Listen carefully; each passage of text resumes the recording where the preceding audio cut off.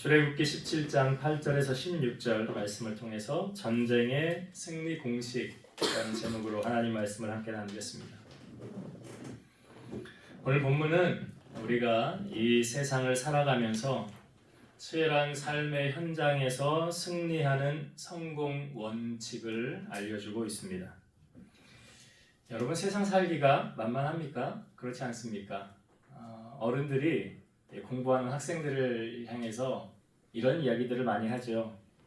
너 그래도 공부할 때가 행복한 줄 알아. 이게 사실 공부하는 것도 힘들죠. 네, 무슨 의미인지 학생들이 잘 모를 수도 있어요. 근데 성장하여서 사회의 일원으로 직장 생활을 하거나 또 사업을 시작해서 사회생활을 하다 보면 세상 참 만만치 않구나 라는 것을 느끼게 됩니다. 사회생활은 수많은 전쟁이 도사리고 있습니다. 그 전쟁에서 승리자로 살아가느냐 패배자로 살아가느냐, 성경은 그 답을 우리에게 알려주고 있습니다.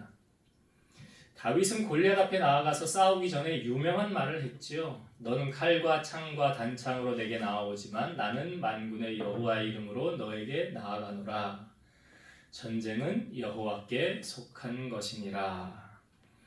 그러니까 이기고 지는 것은 어디에서 결정되느냐? 하나님 손 안에서 결정된다는 거죠. 그래서 하나님은 승리하게도 하시고 패하게도 하신다는 거죠. 이런 원리로 오늘 말씀을 접근하면 이해가 될 것이고, 이런 원리로 세상을 살아간다면 우리도 승리자의 삶을 살아갈 수 있을 것입니다. 출애굽한 이스라엘 백성들은 40년 광야 생활 도중에 오늘 치렀던 아마 첫 번째 전쟁으로 기록되어지고 있습니다. 이스라엘 백성들은 430년 동안 종살이를 했기 때문에 싸움이라는 것을 해보질 않았어요. 그러니까 어떻게 싸울 줄도 모르고 싸움의 전략 같은 것도 전혀 몰랐던 거죠. 근데 전혀 싸울 준비가 되어 있지 않았던 이스라엘 백성들에게 갑자기 아말렉 족속이 쳐들어온 것입니다. 이 아말렉이라는 것은 언제 이 조상이 누구냐 보니까 야곱과 에서가 쌍둥이인 건 아시죠? 그 에서의 아들인 엘리마스와 그의 첫 딥나 사이에서 태어난 아들이 아말렉이었어요. 그러니까 에서의 후손들이죠. 그리고 에돔의 족장이었고, 아말렉의 후손을 우리는 아말렉 족속이다 이렇게 말을 합니다. 그러니까 이 아말렉 족속은 약탈을 일삼는 고대 유목 민족이었죠.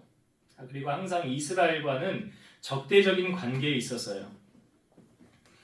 하나님은 이스라엘이 광야 첫 번째 전쟁을 치룬 후에 이렇게 오늘 말씀에도 나와 있지만 내가 아말렉을 없이하여 천하의 기억도 못하게 하리라, 이런 말씀을 하십니다.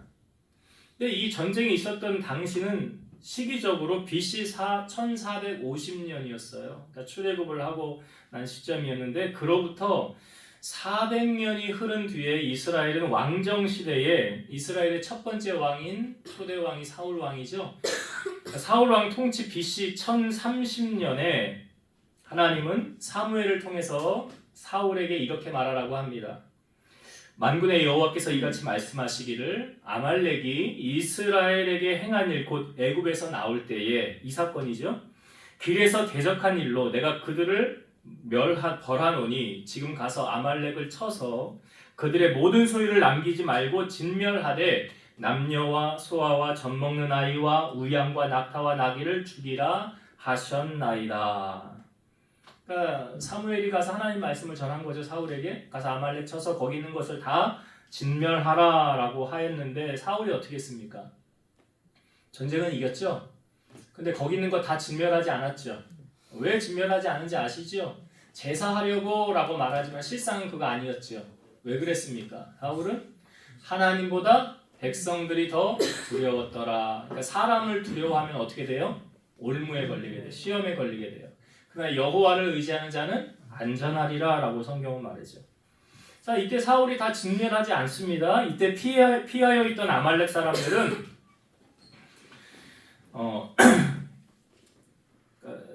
다윗이 그 사울에게 피해 도망을 다닐 때에 그 시글락이라는 지역에서 이 아말렉이 와서 다윗의 두 아내와 거기 있는 여인들하고 아이들을 다 포로로 잡아간 사건이 있었어요.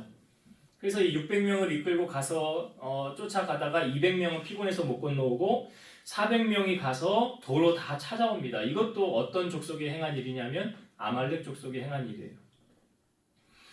그리고 이 아말렉 족속의 끝이 언제냐? 히스기야 왕 때. 히스기야 아시죠? 생명 연장을 받은 15년 연장받은 왕. 그 히스기야 때 세일산에 피해 있었던 남아 있었던 아말렉 족속을 이 시므온 자손 자녀들이 가서 멸절합니다.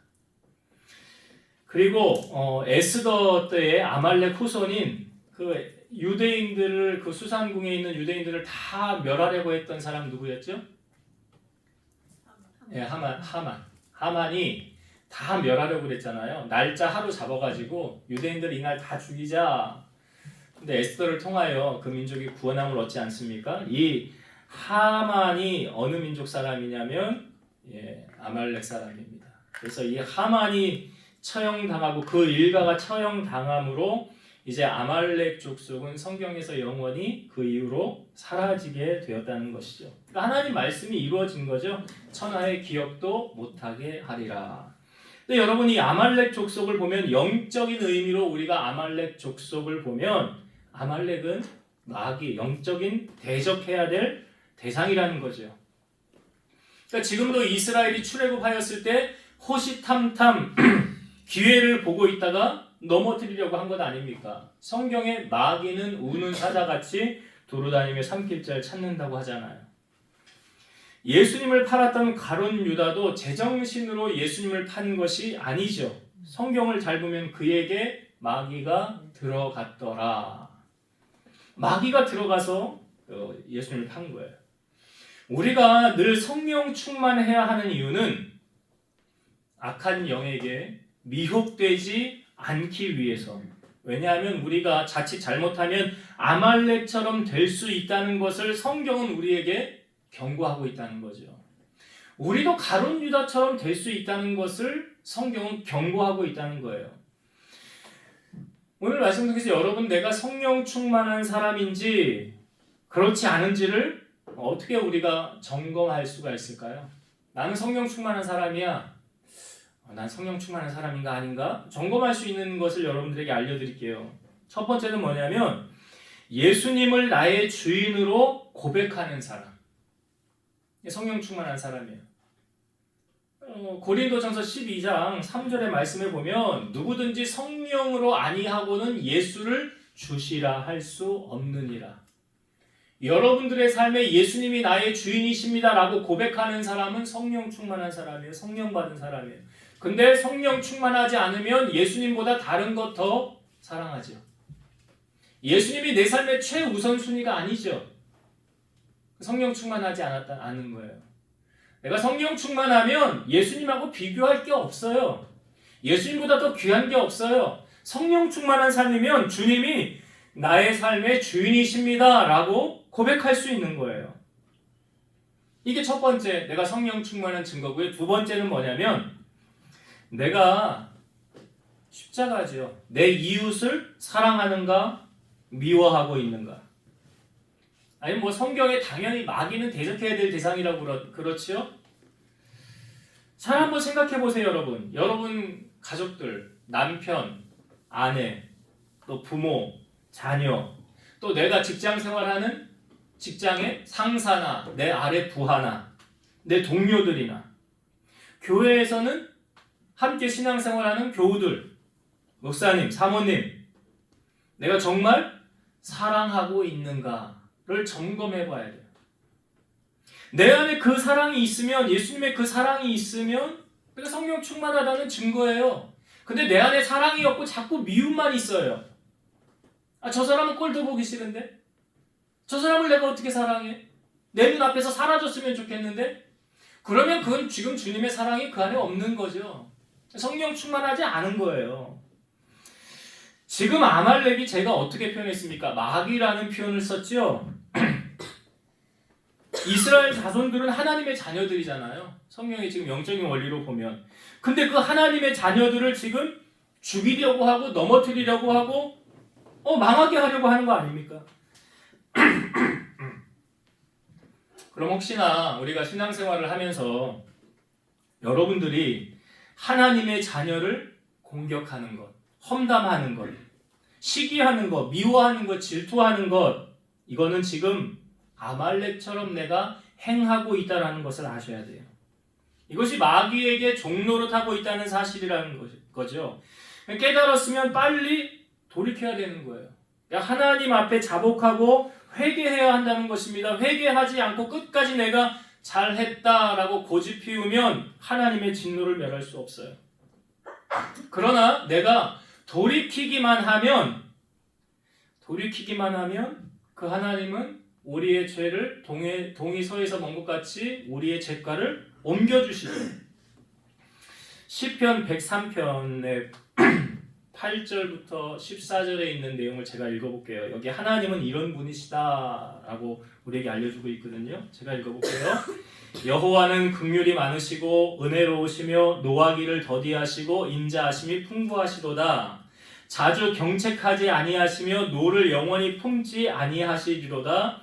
우리의 죄를 따라 우리를 처벌하지는 아니하시며 우리의 죄악을 따라 우리에게 그대로 갚지는 아니하셨으니 이는 하늘이 땅에서 높음같이 그를 경외하는 자에게 그의 인자하심이 크심이로다.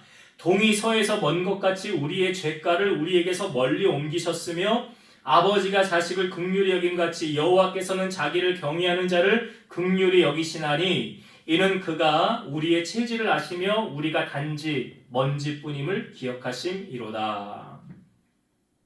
하나님은 어떤 분이시래요? 우리가 잘못했을 때도 성경이 말하지요. 자주 경책하지 않고 노를 영원히 품지 아니하시는 분이시다. 우리의 죄를 따라 처벌하지 아니하신다. 갚지 아니하신다. 이게 아버지의 마음이래요.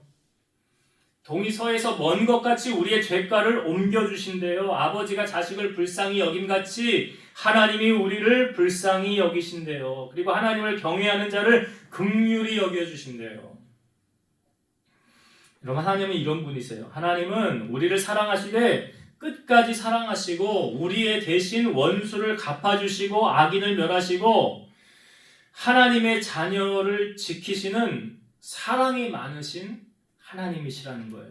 이사야 43장 2절 네가 물 가운데로 지날 때에 내가 너와 함께 할 것이라. 강을 건널 때에 물이 너를 침몰하지 못할 것이며 네가 불 가운데로 지날 때에 타지도 아니할 것이요 불꽃이 너를 사르지도 못하리니 대전하는 여호와 내 하나님이요 이스라엘의 거룩한 이요 내 구원자임이라. 그러니까 하나님은 그 불꽃 같은 눈동자로 우리를 계속 지키시고 바라보고 계신다는 사실이죠. 하나님의 백성 이스라엘이 지금 생각지 않은 전쟁을 하게 되는 것입니다. 여러분, 어떤 모든 일은요 예고 없이 찾아오는 거예요. 기적의 하나님이라는 복음성가가 있죠. 그 가사 처음의 내용이 이렇죠. 그 어느 날 새가 그물에 걸림같이 내 삶 속에 슬픔이 임했네. 어느 날 갑자기 다가오는 거거든요. 이스라엘이 지금 출애굽하여서 갈 길이 바쁜데 생각지도 않게 갑자기 아말렉이 쳐들어오게 되었다는 거예요. 자, 문제가 발생했습니다. 어떻게 해요? 문제를 수습해야 되잖아요. 외면한다고 됩니까? 안 되죠. 자, 모세는 이제 여호수아에게 이렇게 말하죠. 사람들을 택하여 나가서 현장에서 싸워라. 나도 내일 하나님의 지팡이를 손에 잡고 산 꼭대기에 서리라. 여호수아는 이제 현장에서 아말렉과 싸우고 모세와 아론과 훌은 산 꼭대기에 올라갑니다. 자, 제가 앞부분에 말씀드렸지만 이스라엘 백성들은 전쟁을 해본 역사가 없지요. 싸움의 기술도 없어요. 전략도 어떻게 싸워야 될지 잘 모릅니다. 전쟁을 해보지 않은 민족이죠. 그러니까 잘 못 싸우는 게 당연하죠. 그런데 이 전쟁의 승패가 어떻게 결정됩니까? 오늘 우리가 읽은 본문의 11절을 한번 보세요. 11절 말씀. 모세가 손을 들면 이스라엘이 이기고 손을 내리면 아말렉이 이기더니. 여러분 이 말씀 이해가 되세요? 모세가 손을 들면 어디가 이겨요? 이스라엘이. 모세 손을 내리면요. 저는 성경을 읽으면서 이 말씀이 잘 이해가 안 됐어요. 아니 지금 현장에서 누가 싸우고 있습니까? 여호수아가 싸우고 있잖아요. 여호수아와 백성들이 현장에서 잘 싸우면 이기는 것이고 잘 못 싸우면 지는 거 아닙니까?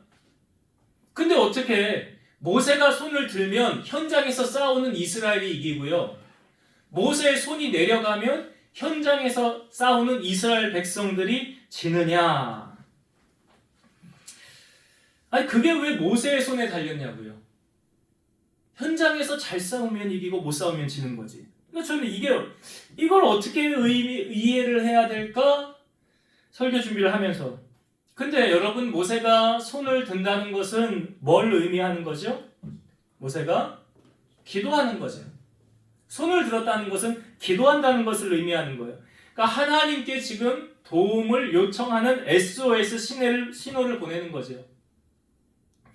전쟁의 승패를 결정짓는 분은 누구라고 그랬습니까?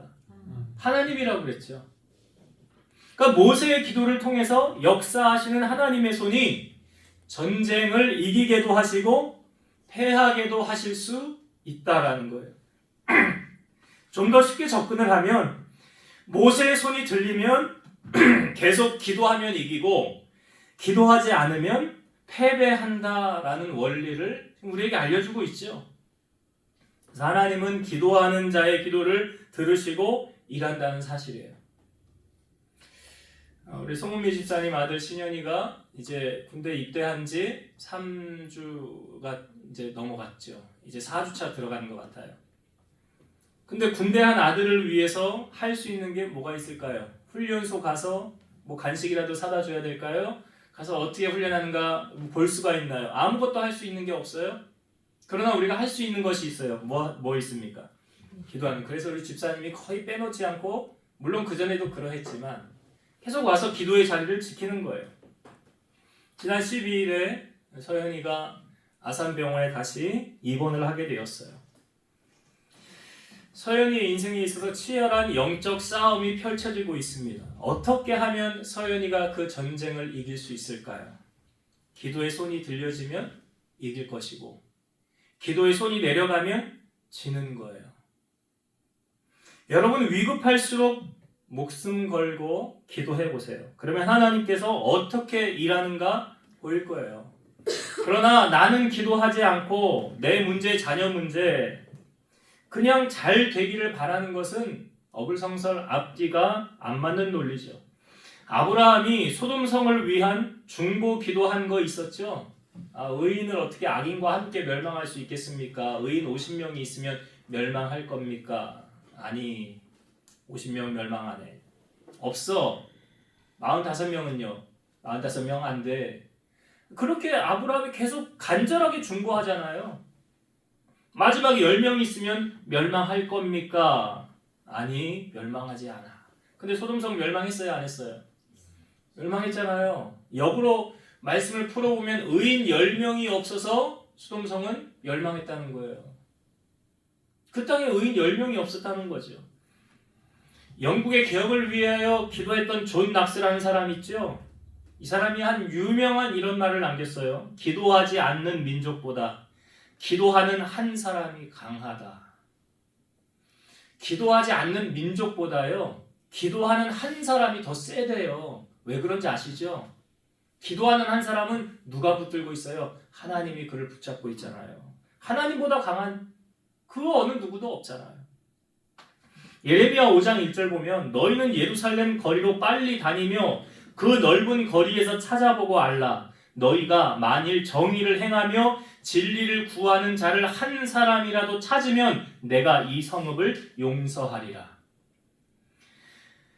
이 말씀을 조금 더 쉽게 풀면 이거죠. 너희가 만일 정의를 행하며, 정의를 행하는 게 뭐예요? 말씀대로 사는 거예요. 말씀대로 살고 또 진리를 구하는 자, 진리를 구한다는 건 뭐예요? 기도한다는 거거든요. 그러니까 말씀대로 살고 기도하는 그 한 사람을 찾으면 이 성읍을 용서하리라. 사실 에레미야는 유다의 멸망을 보여주는 말씀 아닙니까? 그 남유다가 왜 멸망했네요? 이 진리를 구하는 한 사람 못 찾았다는 거 아니에요. 엘리야는 바알과 싸우는 850명과 850대 1의 싸움을 싸우죠. 잘 아시잖아요. 제단을 놓고 거기에 불은 붙이지 말자. 거기 불로 임하는 신이 참신이다 하면서 850명 바알이 자기들의 신의 이름을 부르면서 이 제단에 불을 좀 임하게 해주세요. 근데 불이 안 임했잖아요. 근데 엘리야가 자 하나님을 향하여 뭐합니까? 기도했어요. 이렇게 기도했죠. 아브라함과 이삭과 이스라엘의 하나님 여호와여, 주께서 이스라엘 중에서 하나님이신 것과 내가 주의 종인 것과 내가 주의 말씀대로 이 모든 일을 행하는 것을 오늘 알게 하옵소서. 여호와여, 내게 응답하옵소서. 내게 응답하옵소서. 이 백성에게 주 여호와는 하나님이신 것과 주는 그들의 마음을 되돌이키심을 알게 하옵소서 하고 엘리야가 뭐 한 거예요? 지금 기도한 거잖아요.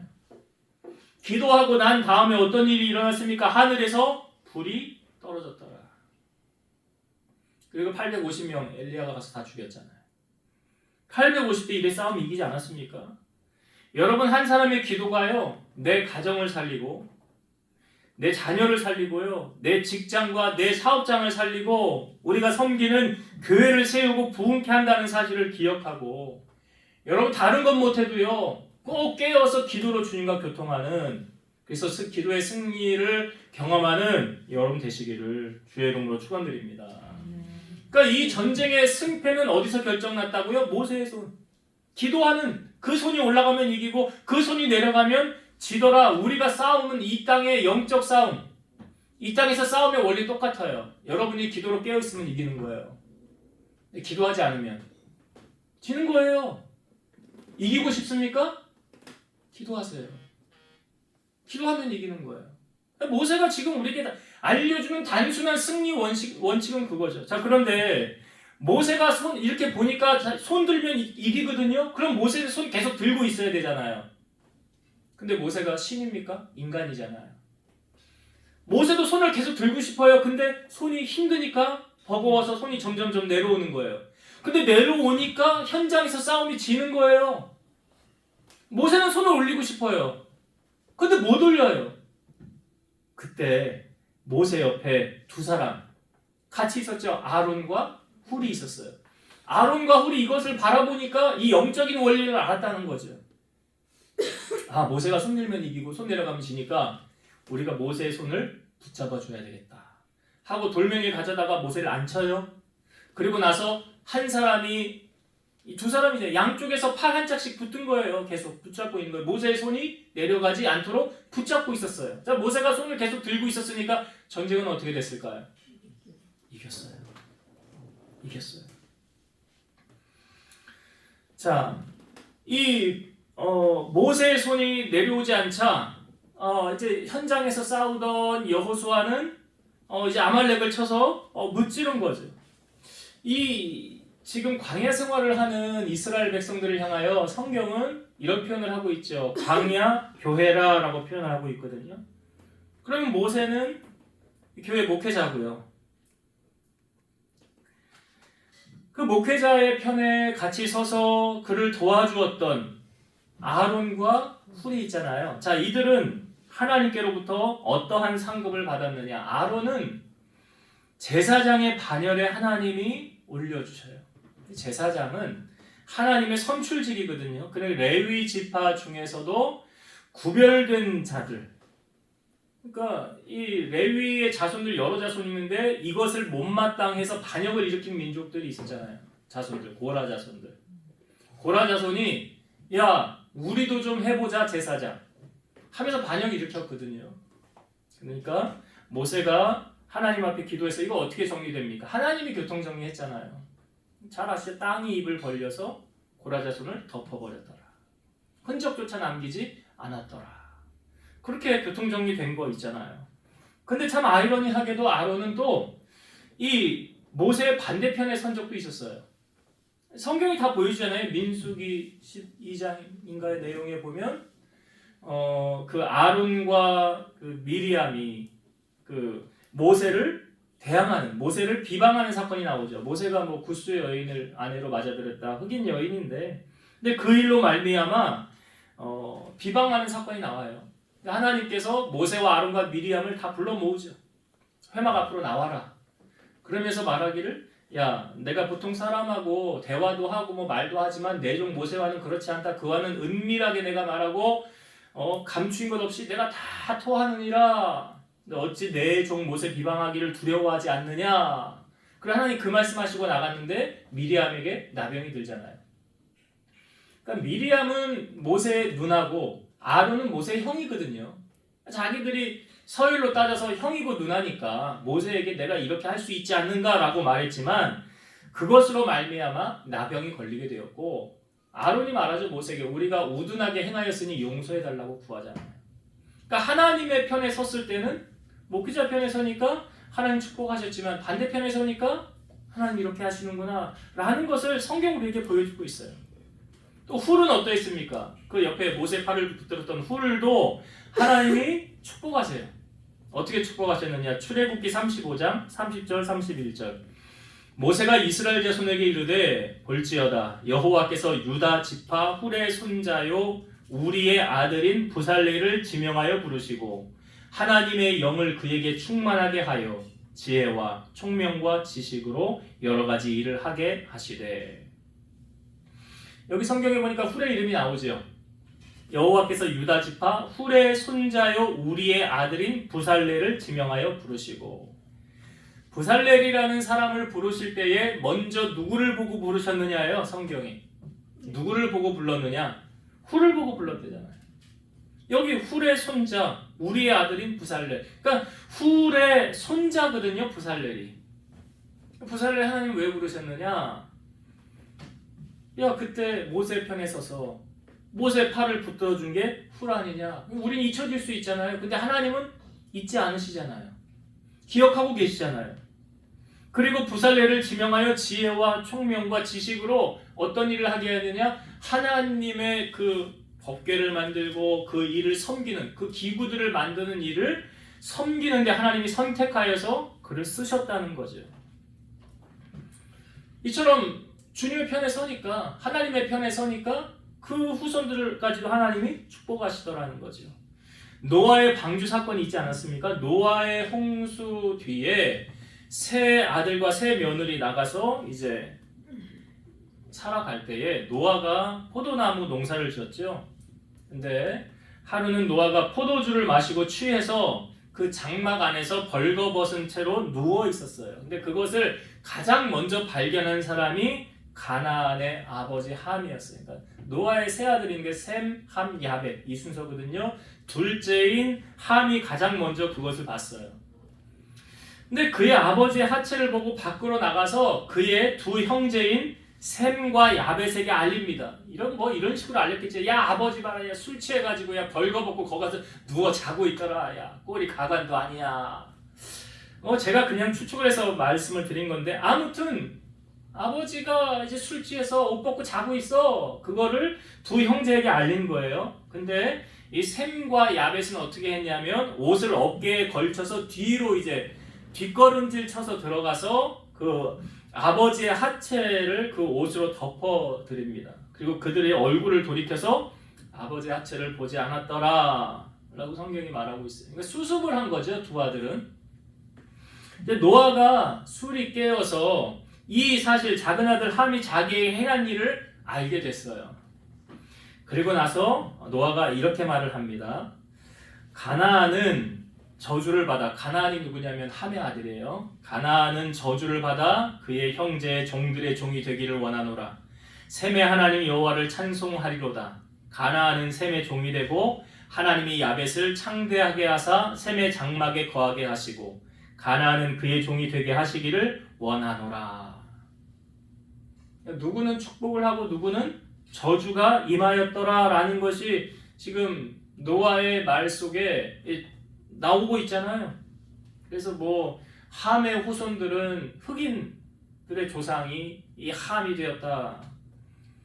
셈은 이제 아시아인들, 야벳은 유럽인들 그런 조상이 됐다라고 말합니다. 여러분 목회자도 허물이 있을까요? 없을까요? 있죠. 우리 제 아내 사모도 허물이 있고 사람인데 허물이 없겠습니까? 근데 우리가 반드시 알아야 될 사실은 뭐냐면 나중에 이거에 대해서 하나님이 물으신다는 사실이에요. 마태복음 12장 36, 37절 내가 너희에게 이르노니 사람이 무슨 무익한 말을 하든지 심판날에 이에 대하여 신문을 받으리니 네 말로 의롭다 함을 받고 네 말로 정죄함을 받으리라. 무슨 말을 하든지 나중 하나님이 다 물으신다. 다 물으신다. 거기에 하나 더 덧붙여서 하나님이 행한 대로 갚으신다. 물으시는 것뿐만이 아니라 행한 대로 갚으시는데 오늘 성경에 보니까 아니 그 멀지도 않아요. 모세 옆에 손을 들었던 아론과 훌 하나님이 축복하시잖아요. 그러니까 단순한 원리예요. 그러니까 복을 받는 사람은 복 받을 일을 해요. 보면. 근데 벌 받을 사람은 벌 받을 일을 한다니까요. 그 자기가 다 행한 대로 다 받는 거예요. 하나님이 이렇게 다 보고 계신다는 거 아니에요. 그렇게 갚으신다는 거 아닙니까? 우리가 어떻게 이 땅을 살아가면서 지혜로운 성도가 돼야 되죠. 이왕이면 상급 쌓는 성도가 돼야 되고 하나님의 복을 받을 성도가 되어야 된다라는 것을 알려주고 있어요. 이제 말씀을 오늘 정리하고 마치겠습니다. 이스라엘 백성들이 출애굽을 하였을 때 이 예고도 없이 아말렉이 쳐들어왔죠. 여러분, 우리의 싸움은 어떤 싸움이래요? 혈과 육에 대한 싸움이 아니래죠. 성경이 어떤 싸움이래요? 영적 싸움이래잖아요. 이 세상의 공중 거세 잡은 하늘에 대한 악한 영들에 대한 싸움이라. 이 어느 정도로 심각하느냐? 우는 사자같이 먹잇감 찾는데요. 누구도 예외 없어요. 누구도 예외 없어요. 그래서 그 먹잇감을 찾아다닐 때 우리가 마귀의 밥이 되면 되겠어요? 아니죠. 성경은 이렇게 말하잖아요. 하나님께는 순복하고 마귀는 대적하라. 마귀는 대적하는 거예요. 지금 이스라엘이 아말렉이 쳐들어왔을 때 이 아말렉을 어떻게 그냥 권면에서 타이르는 게 아니에요. 대적하는 거예요. 물리치는 거예요. 그래서 오늘 우리가 이 말씀을 나누면서 혹시 우리가 아말렉처럼 또한 행한 것이 있었나 우리 자신을 돌아보고 아까 성령 충만한 증거 제가 말씀드렸죠. 예수님은 나의 구주십니다. 예수님 나의 전부이십니다. 주님보다 더 귀한 것 없습니다. 성령 충만한 사람의 증거. 또 한 가지는 뭐라고 했어요? 내 주변의 사람들 내가 지금 사랑하고 있는가? 내 아내, 내 남편, 내 자녀 물론 주님보다 더 사랑하는 거는 주님 싫어하신다고 그랬지만 함께 신앙생활하는 공동체 교우들 사랑하고 있는가? 이게 성령 충만한 사람의 증거라고 그랬어요. 십자가잖아, 십자가. 그래서 우리가 항상 성령 충만한 삶을 이 땅 가운데서 삶으로 살아내야 된다. 자, 그리고 두 번째, 이 전쟁, 아말렉과 이스라엘이 전쟁하는데 승패가 어디서 결정됐어요? 모세의 손. 모세가 손 들면 이겼어요. 모세 손이 내려가면. 자, 적용해볼까요? 여러분들이 손을 들면 내 자녀가 잘 되겠지요. 내가 손을 내리고 있으면 뭐 어떻게든 되겠지요. 아무렇게나 되는 건 아니잖아요. 내가 기도의 손을 들고 있으면 내 사업장 하나님 지켜주시겠죠? 내 직장 지켜주시겠죠? 내 자녀 지켜주시겠죠? 내가 기도하지 않으면 손 내리고 있으면 그 원리잖아요. 지금 단순하지만 그 원리 아니에요? 왜? 모든 전쟁의 승패는 어디서 결정된다? 하나님 손 안에서. 내가 하나님 손을 움직이는 게 뭐라고요? 기도라고요. 여러분들의 기도가 하나님의 손을 움직이는 거라고요. 기도하지 않으면 하나님 손을 움직이지 않는 거예요. 그래서 더욱 믿음이 성숙한 사람일수록 중보기도 넓게 많이 그렇게 기도하는 그래서 승리를 맛본 여러분 되시길 바라고. 마지막 한 가지 더 나누었던 것이 모세가 알아요. 내가 손 들어야 이긴다는 거. 근데 힘에 버거우니까 손이 점점점 내려오잖아요. 근데 그걸 옆에서 바라보던 아론과 훌이 나몰라라 했어요? 여러분 목회는요 목사님 혼자 알아서 북치고 장구치고 다 하는 거 아니에요. 사모님 혼자 알아서 뭐 섬기고 뭐 다 하는 거 아니라고요. 교회는 그런 곳이 아니에요. 교회는 같이 하는 거예요. 알아서 되겠지. 나 빠져도 되겠지. 아니라고요. 그건 공동체의 아름다운 모습이 아니에요. 교회는 한 몸이래잖아요. 한 지체래잖아요. 그래서 같이 아파하고 같이 영광을 나누고 같이 되어줄 때, 특별히 오늘 모세의 편에 섰던 아론과 훌을 하나님이 어떻게 축복하셨는지 오늘 보았잖아요. 제사장의 반열에 세우시고 또 그의 손자들 하나님 후손들을 축복하시는 그런 하나님의 역사를 바라보면서 여러분들이 부족하지만 저를 도와서 함께 협력하는 우리 교우들 서로 사랑하고 한 몸 되어져서 하나님 보시기에 참 좋았더라, 참 잘했다 칭찬받는 우리 교회와 여러분 되시기를 주의 이름으로 축원드립니다. 기도하시겠습니다. 오늘도 살아서 역사하시는 하나님 감사합니다. 출애굽한 이스라엘 백성들이 예고도 없이 아말렉이 침범해 왔습니다. 우리가 살아가는 이 땅 가운데도 예고 없이 사탄은 우리를 날마다 넘어뜨리려고 합니다. 마귀에게 져서 종노릇하는 우리들이 아니라 성령으로 충만하여져서 마귀를 대적하고 믿음으로 승리하며 살아가는 우리 성도들 되게 하옵소서. 우리가 기도하면 승리하고 우리가 기도하지 않으면 하나님 우리를 돕지 않으므로 패배하는 원리를 우리에게 알려주셨사오니 항상 깨어서 기도로 승리하는 우리 성도들 되게 하여 주옵소서. 또한 한 지체, 한 공동체라는 의미는 서로 마음을 나누고 기쁨도 슬픔도 같이 하는 것임을 우리에게 알려주셨습니다. 우리 사랑하는 함께 비전교회 교우들이 서로 사랑하고 한 공동체 의식 가져서 주님께로부터 잘했다 칭찬받으며 하나님 상급 많이 쌓고 하나님 축복을 누리고 살아가는 우리 성도들 다 되게 하여 주옵소서. 예수님 이름으로 기도드리옵나이다. 아멘.